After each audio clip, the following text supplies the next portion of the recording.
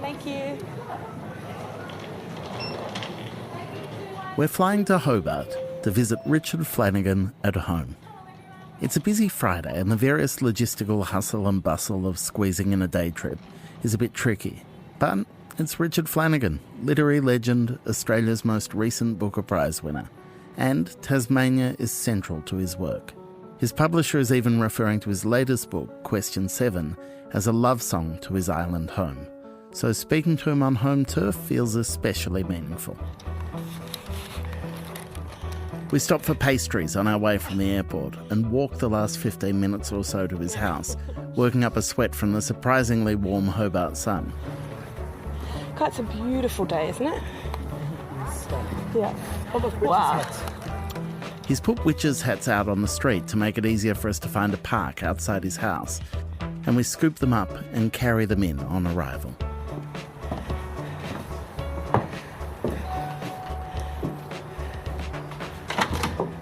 Hello, mate. Nice to see you. How you doing? I'm good. Good to see you, Richard. Hi, Clara. Lovely to meet you. Lovely to Clara. meet you, Come on Richard. in. Thanks for having us. So your flight was actually on time. Yeah, against the odds.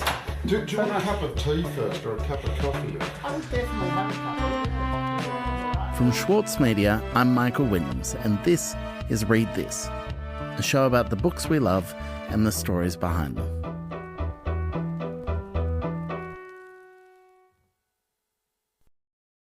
Almost any time you see a publicity photograph of Richard Flanagan, he's scowling. It makes him look like an imposing presence. This is a man who writes serious, award-winning books, and that heavy brow looks like it's crinkled with displeasure. The reality is very different. Richard Flanagan frowns when he's thinking. He's a man that worries about getting it right, and he's a man that worries away at big ideas. But he's also unfailingly generous with that thoughtfulness.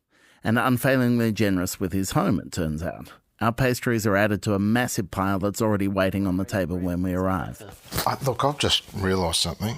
I'm going to get everyone a glass of water. Oh, Brilliant. Amazing, Yeah, thank you. because otherwise...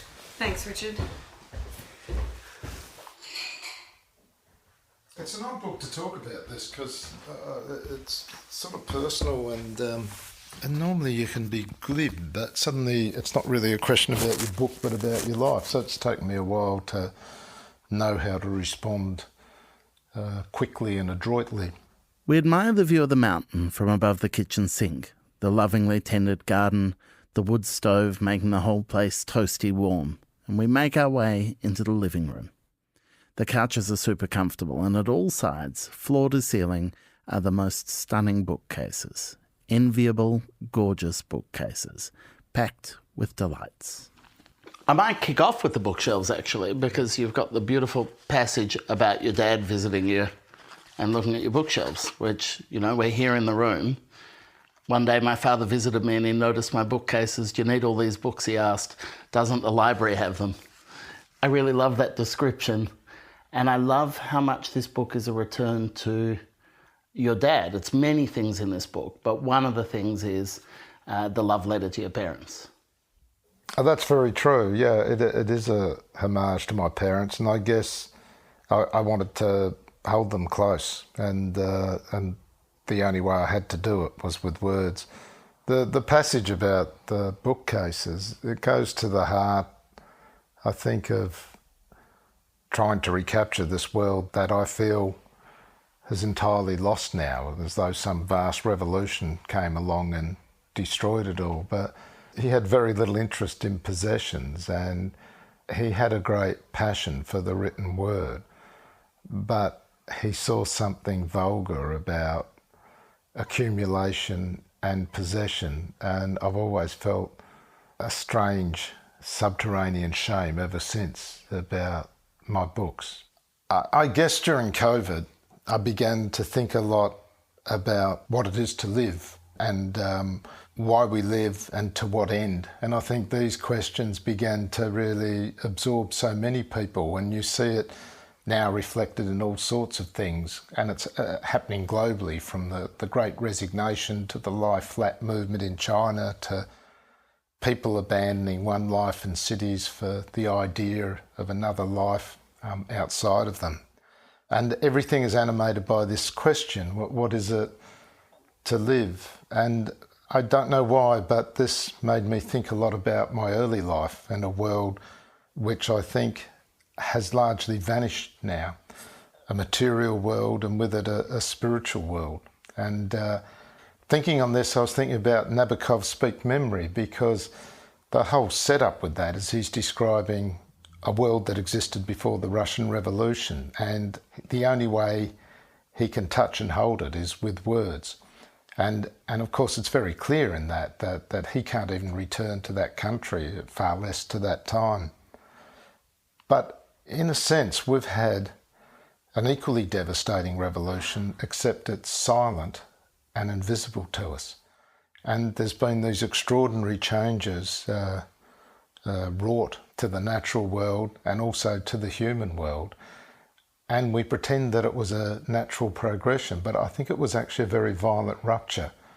And in trying to understand that and describe it, I returned to my childhood and increasingly began to think about my parents and how I grew up in this very strange, or what appears a strange world now, this tiny little mining town, which was a little blip in this great, still largely untouched wilderness of rainforest on the west coast of Tasmania.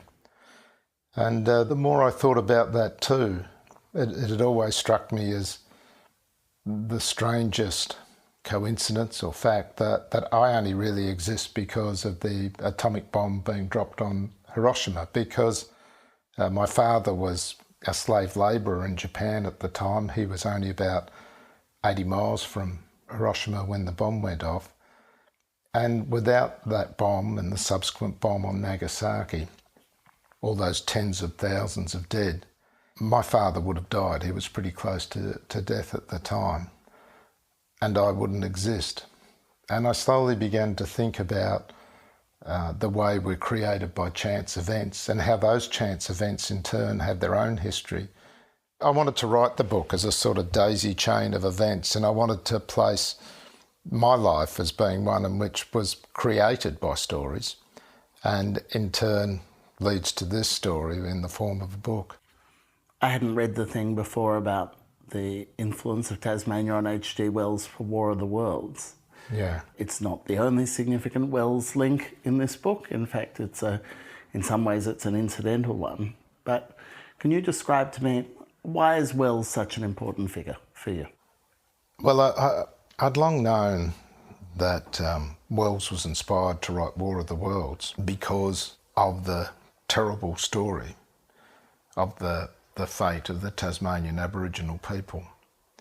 And War of the Worlds really is just the representation in what was then called a scientific romance of an imperial force whose motives are entirely obscure, who come and bring great violence and damage in their process of conquering Britain. I was always very taken with that science fiction, the great story of science fiction, actually arises out of a correct perception of what Britain had done with its imperial mission to a place like Tasmania. So one of the great imperial writers actually wrote a book that is a parable for what people here had suffered.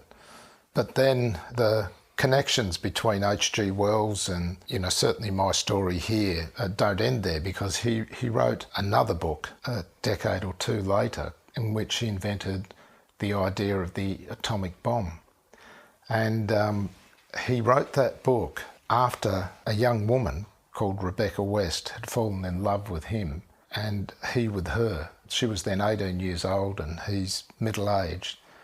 And although he was an inveterate womaniser, something about her passion terrified him, something about the fact that it wasn't only about the prospect of sex frightened him so much. He fled to his mistress's chalet in Switzerland and wrote a book that was a story of unbridled destruction, of a fire that could consume the world.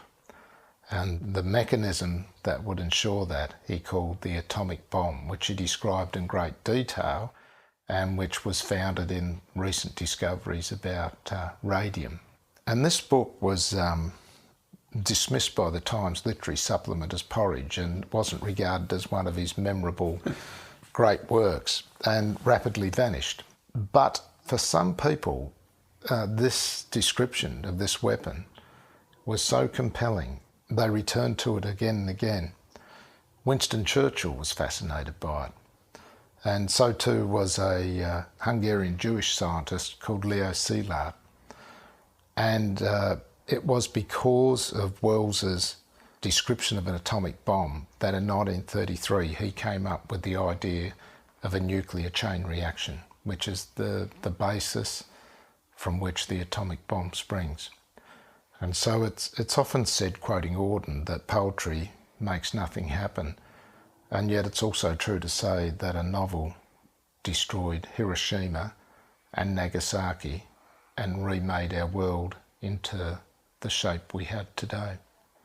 And also because of that, my father lived.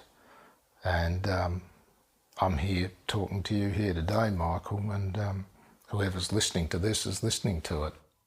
You mentioned Nabokov before. He memorably said that a question is insubordination in its purest form.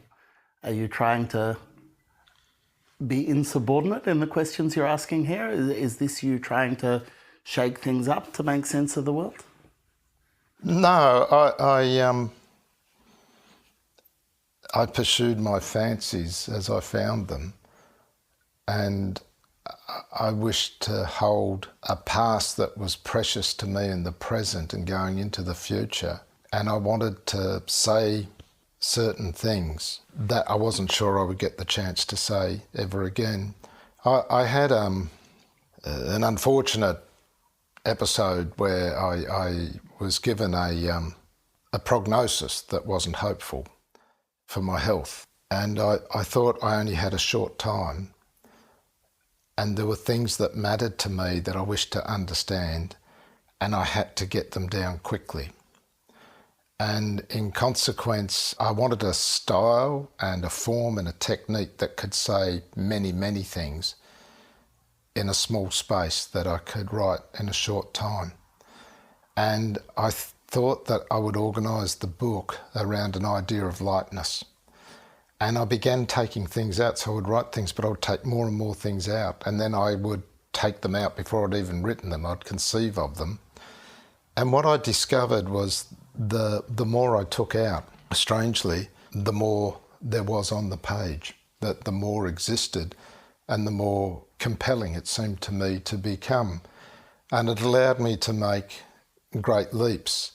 And I think it's because the one thing I've really learnt over decades of writing is to trust the reader and allow the reader to invent the book in the great spaces between the fragments that you find on the page. It's incredibly effective, but it also has a sense of personal cost in there. There is a sense of grief. You know, there's one section 2/3 of the way into the book where you begin, my mother and father, and you break off, and then there's a new section and you try again. That for you, the telling of this, the need to get the words out, you're generous enough to share those false starts with your reader, those moments where you have to pause a bit and try again.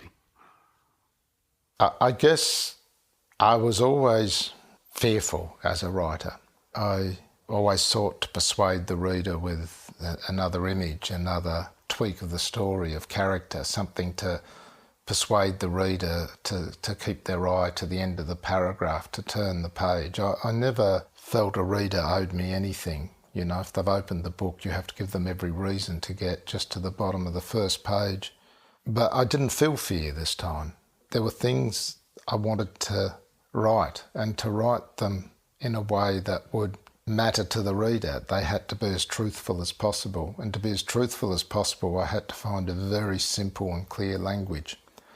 So that passage you refer to is about how I felt my parents observed the rules of this world and rendered unto the world the things that were the world. But they kept one thing in reserve. They never pawned their souls to the world. And they believed in an idea of love, which really we're told is an illusion. but they practiced it, that idea of love, with kindness and goodness to others. And over time, that illusion became their hard-won truth. And only now do I see the immense price they paid, but also the beauty of that. And I realised that I'd once had the arrogance of thinking they were naive, and now I could see that the naivety was mine alone. Coming up after the break, Richard shares his memories of first imagining himself as a writer and reveals the essay that inspired him to think about time differently in his work. We'll be right back.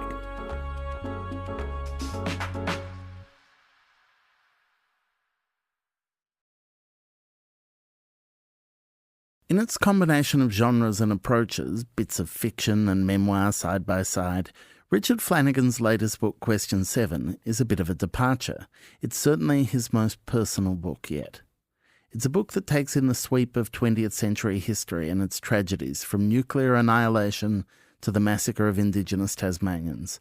But much of its power comes from its intimacy, from the ways he pays tribute to beloved late family members and the disappearing world of his own past. You say in the book that it was at the age of 4, despite not even being able to write, at that point you decided you wanted to be a writer, that you had that clarity of purpose from the age of 4. What did you know about why being a writer was what you wanted? You say clarity of purpose, it could have equally been folly of purpose and vanity of purpose, because there was no evidence that I couldn't even write words, And I used to make little books where I'd draw pictures of words and sentences and paragraphs, and then my mother would transcribe the stories I told her and put it on the back, and she would staple the pages together and bind them with black electrical tape. And they would be posted off from this little mining town to my big sister, who was at Teachers College in Launceston, which loomed in my mind as fascinating as Shanghai or as extraordinary as New York. And really what I was doing with those books was, it wasn't really about the story, it was trying to smuggle a message of love to my sister, that I loved her and we missed her and she wasn't forgotten. I think I saw writing as serving that larger purpose.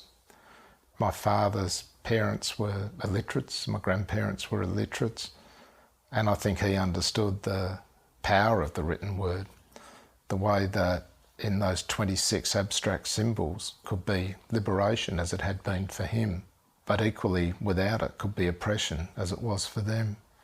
He said to me that words were the first beautiful thing that he ever came across. He grew up in a very poor bush hamlet. His father was a railway ganger, and he read a lot of poetry, and it meant a great deal to him. But for him, the written word was beauty, which was the highest form of truth. So I think that was very formative for me. And my mother was an inveterate storyteller, and the house was crowded, and I was the 5th of 6 children, and I was under the table, and there's just people spilling in and out of the house, cousins, aunts, uncles, friends, and there were endless stories. And in Tasmania at the time, people didn't divine the world through aesthetics or philosophy or religion or politics. They divined it only through story, and the stories were circular. They traversed back and forth in time. They were fragmented and they were digressive. And yet they remained with you like a seed out of a pharaoh's tomb that you could plant 3,000 years later and might grow into a tree of exotic and unknown fruit. And all of it, to me, led to an idea that the most extraordinary thing you could be, the thing that could express all this wonder most perfectly, most joyfully, was to be a writer. You recount in the book speaking to your dad on the phone the day you finished writing Narrow Road to the Deep North and saying it's done, and him dying later that day. And then The Living Sea of Waking Dreams in part reckons with that business of letting go of a mother and the nature of what it is to be a child whose mother is dying. But those two novels both act as these kind of beautiful testaments to your relationship with your parents, and it's so lovely to see them back on the page here as a kind of reckoning with the kind of writer you've become as well. Were they big readers of yours before they died? I don't think my dad ever read anything. He never read any book I wrote. My mum, I think, read some.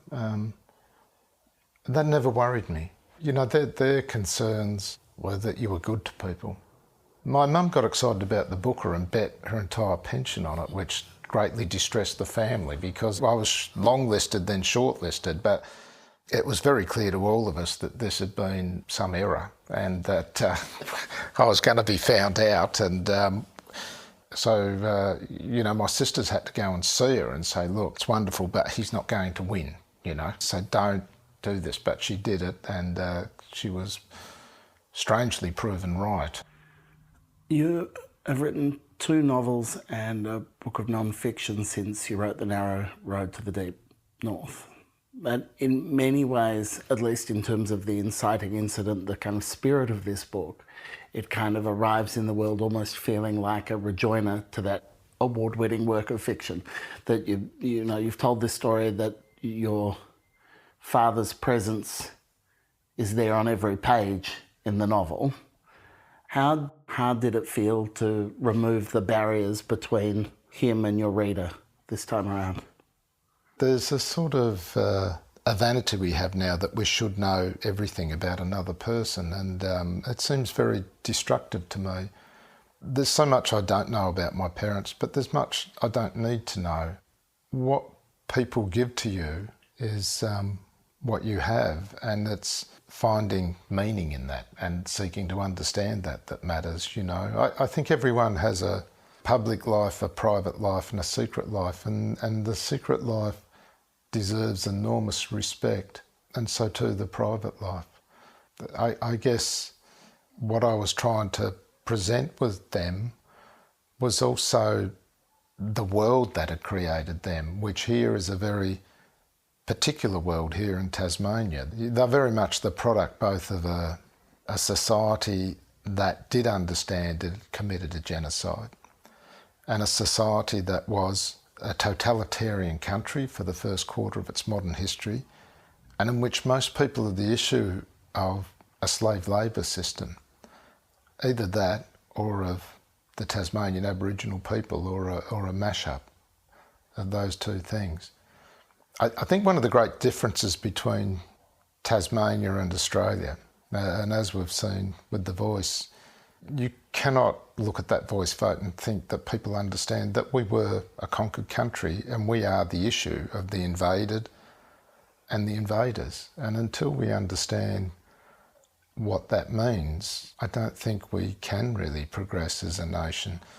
But clearly, most people don't understand that.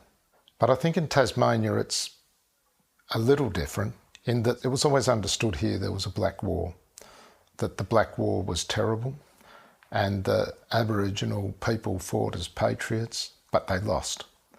There were also great lies. There was a great silence. There was the lie that black people had vanished, which was simply untrue. But nevertheless, it is a different story than what mainland Australia told itself for a long time, and it shaped people differently. What has that meant for you as a writer? What is it to be a Tasmanian writer rather than an Australian one? You and Kafka both. Yeah, well, you're referring to an essay I did some years ago where I said that my favourite top 10 Tasmanian writers, and Kafka was number 1. I don't think there is a Tasmanian writer. There's just writers, and you get given the clay you have and you seek to do what you can with it. But if you do your job properly, as Kafka certainly did, then I read him in Tasmania a century later, and all I discover is a reflection of myself and my world, because he spoke so acutely and accurately of what it is to be human. It is in trying to find some truth about your own world that hopefully you speak to all worlds. I mean, that is the great joy of and solace of literature. You know, you read a 19th century novel, you read a 15th century essay and you discover something that speaks to you as though it was written here and now. And yet these cultures and societies and their conceits, their vanities, their prejudices so utterly distant and removed from ours. But because they've done their job properly, we discover in them that we're not alone. I always feel that it's always put on writers to justify literature, but the very fact that in your worst thoughts, in your greatest hopes, in your love, in your hate, you discover in books that you're not alone is the only justification literature needs. We don't live in the present alone, we live in the past and we live in the future. Our very language restricts us in perceiving this. I wrote an essay that you kindly published in the Monthly, which is in part about an essay I was sent by a young Yolngu woman about the use of a fourth tense in Yolngu, where we have past, present, future. They have one where you're making a fish trap today, but you're also making it with other people 1,000 years ago and 1,000 years into the future. And this idea of this tense so staggered me, because it suggests a completely different relationship with the people around you, with the actual natural world around you. And it took me back to sitting under that kitchen table as a little boy, hearing these grand circular tales that went back and forth in time as though there was no time. And I think the novel was invented in Europe in accordance with the European mentality, with the idea of time as a great railway line of thought stopping at all stations of human progress. But it doesn't make sense here. We come from a different place. We are that issue of the invaders and the invaded. We were indigenised as much as we were colonised. We are an expression of a culture that's 65,000 years ago, and we're also an expression of this extraordinary land we live in. And we're not European, we're something else. And we need to look at our own stories much more closely and much more honestly if we are to go on and make something better of this place and of ourselves. Richard Flanagan's latest book, Question 7, is out now.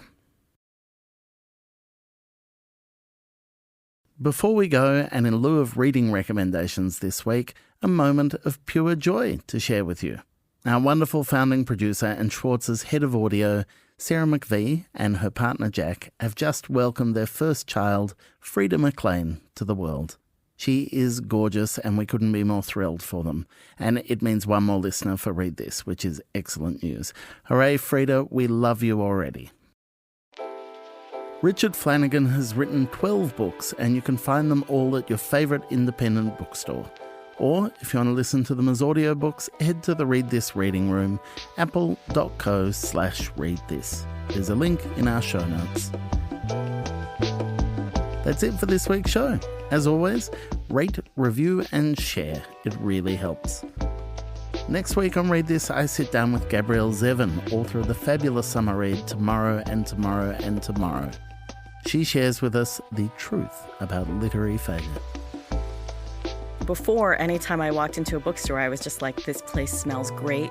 Here are all the things I might read. And it feels like you're among friends. And then after you publish your first book and it fails, you walk into a bookstore and it seems like a completely different place. It all seems black and white, and like the other books that are the bestsellers that are piled up on the table are mocking you. And the store doesn't even smell as good anymore, you know? Read This is produced and edited by Clara Ames. Mixing and original compositions by Zoltan Fetcho. Thanks for listening. See you next week.